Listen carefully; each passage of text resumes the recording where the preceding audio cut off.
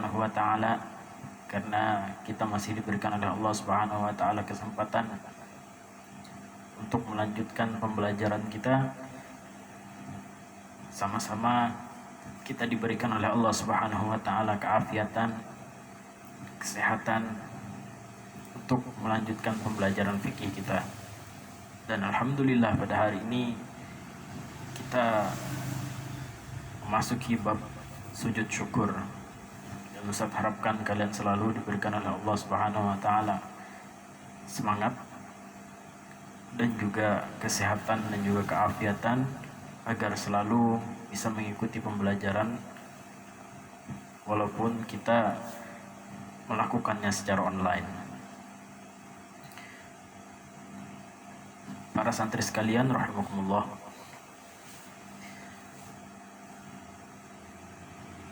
sujud syukur itu merupakan suatu ibadah kepada Allah Subhanahu wa taala, ibadah sunnah yang dilakukan di luar sholat, bukan di dalam sholat. Sujud sebagaimana kalian ketahui adalah suatu ibadah yang mana kalian menaruh ataupun meletakkan dahi kalian ke lantai ataupun ke tanah, yang mana semua itu sama seperti kalian lakukan ketika waktu sholat. Tapi ada sebab yang menyebabkan kalian disunahkan untuk sujud syukur. Nah, itu adalah karena yang utama bersyukur atas apa? Atas nikmatnya Allah. Al-Habib Zain bin Sumit di dalam kitab beliau Syarah Hadis Jibril, bahwasanya beliau mengatakan kita bersyukur itu bisa melalui tiga cara, dan itulah yang paling afdal, yaitu dengan yang pertama bil qalbi, kemudian bil lisan, dan yang ketiga adalah bil arkan atau jawarih. Yang pertama dengan hati kalian.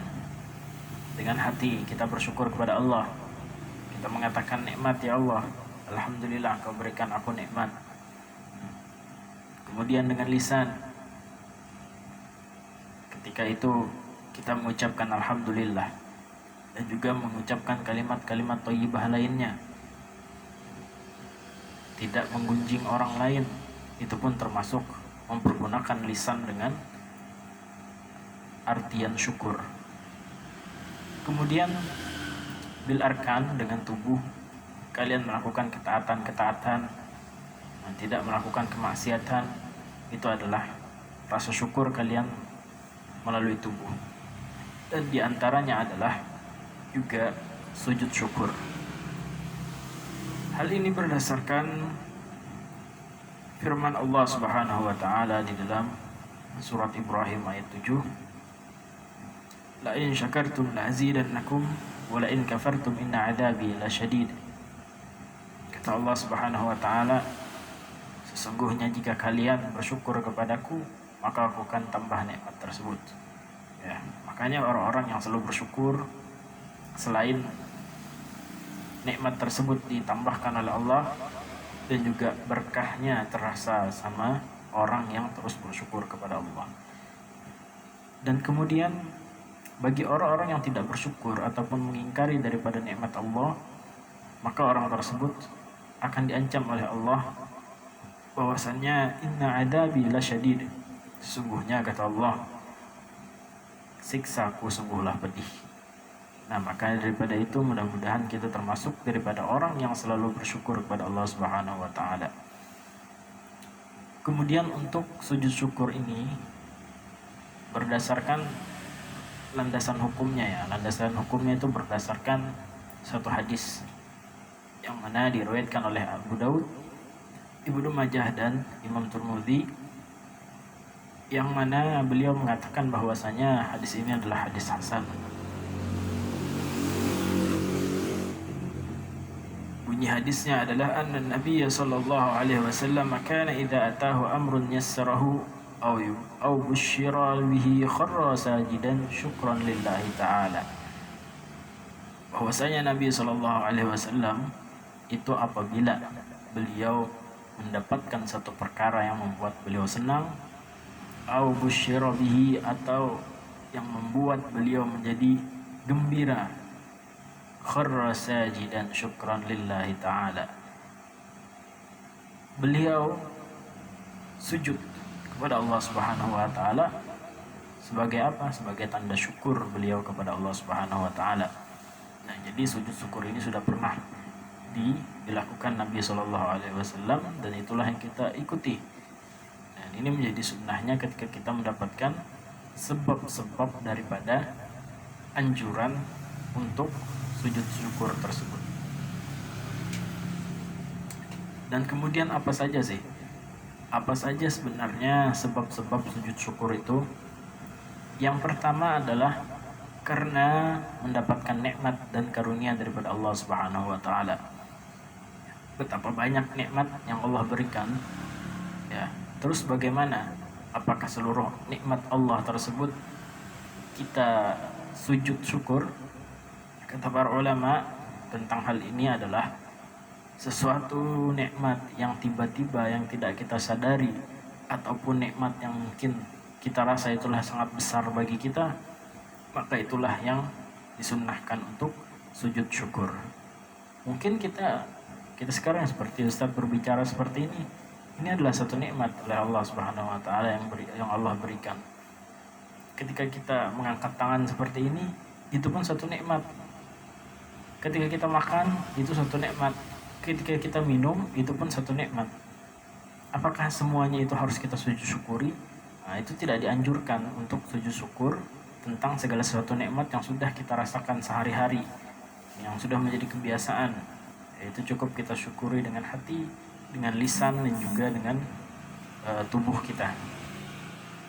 Kenapa? Kalau misalnya setiap nikmat itu kita sujud syukur, mungkin kita nggak sujud syukuran ya. Kita pasti akan sujud syukur terus. Habis makan sujud syukur, kemudian kita bersendawa sujud syukur lagi, karena nikmat kan ya. Kemudian ketika minum sujud syukur lagi, habis waktunya untuk sujud syukur saja. Nah, makanya kata para ulama, yang dianjurkan untuk sujud syukur adalah nikmat yang secara tiba-tiba ataupun yang kita rasa mungkin ini benar-benar nih yang jarang saya perdapati. Kemudian yang kedua adalah mendapatkan berita yang menyenangkan.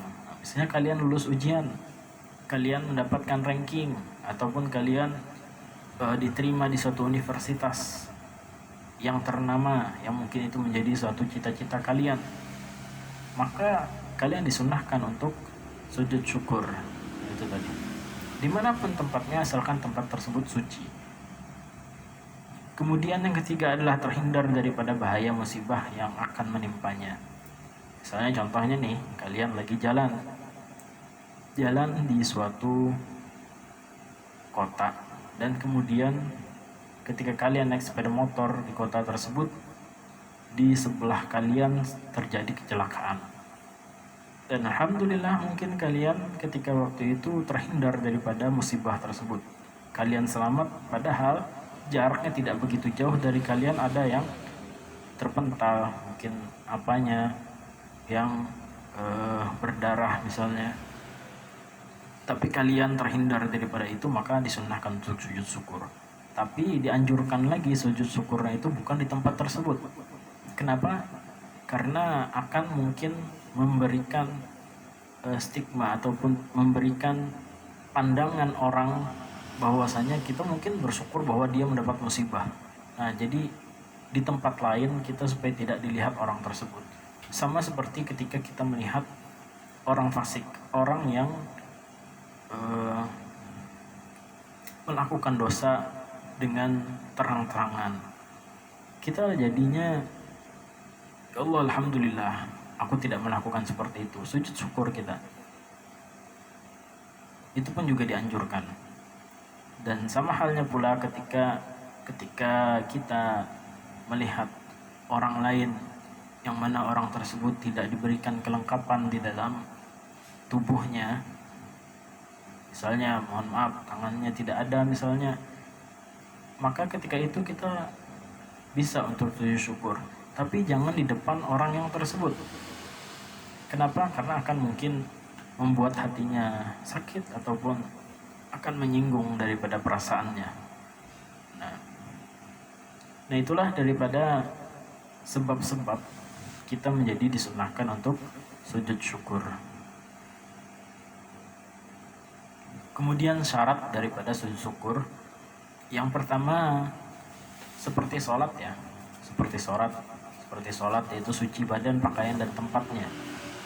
Jadi ketika kalian mungkin terhindar di dalam suatu tempat tersebut banyak najisnya misalnya,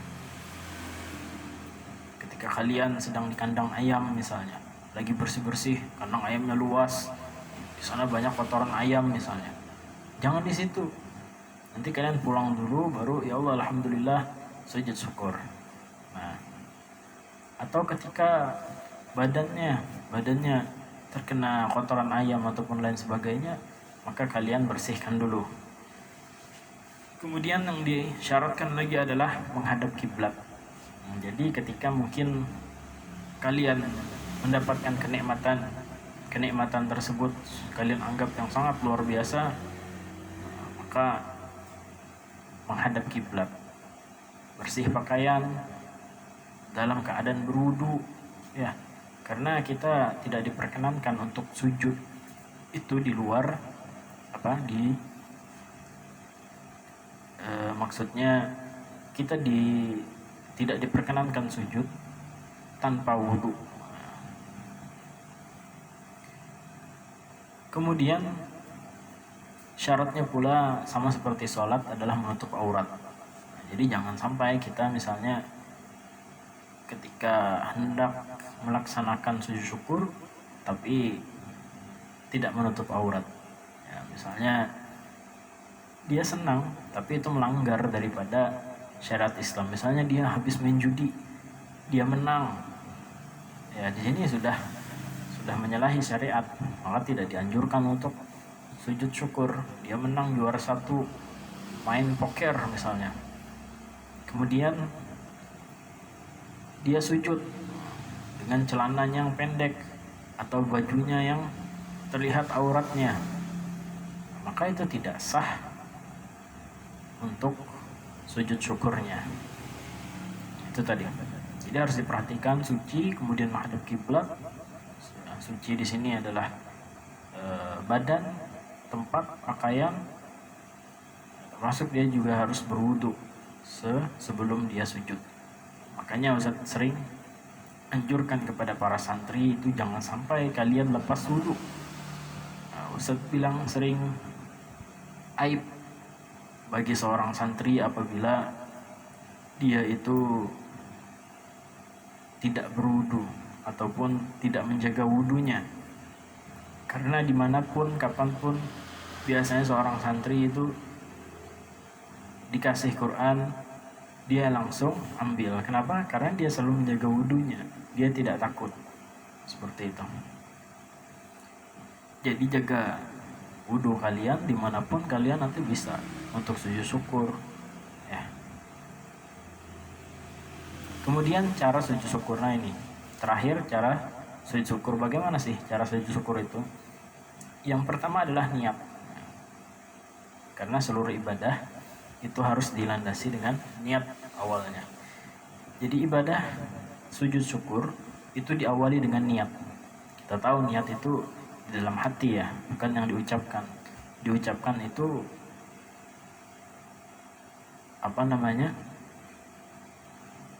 hanya sekedar untuk membantu daripada hati, karena mahalun niyah itu adalah di hati, tempatnya niat itu adalah di hati. Kemudian takbiratul ihram, dia takbiratul ihram seperti orang yang sholat, Allahu Akbar. Kemudian takbir tersebut, setelah dia takbir dia sujud. Kemudian bangkit dari sujud tersebut dengan duduknya seperti apa? Yang afdol itu adalah duduk tahiyat awal. Duduk tahiyat awal. Ataupun mau bersila misalnya tidak masalah juga. Yang penting dia duduk ketika itu, dan kemudian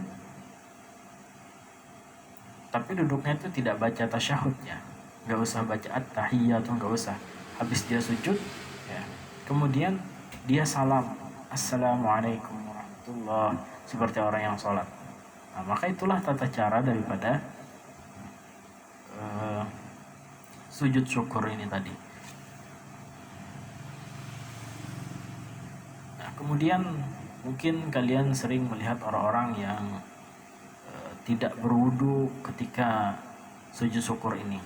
Itu bagaimana? Memang ulama ada sebagian pendapat yang mengatakan bahwa tidak usah pakai wudu ya, tapi kita tetap menjaga daripada perbedaan itu.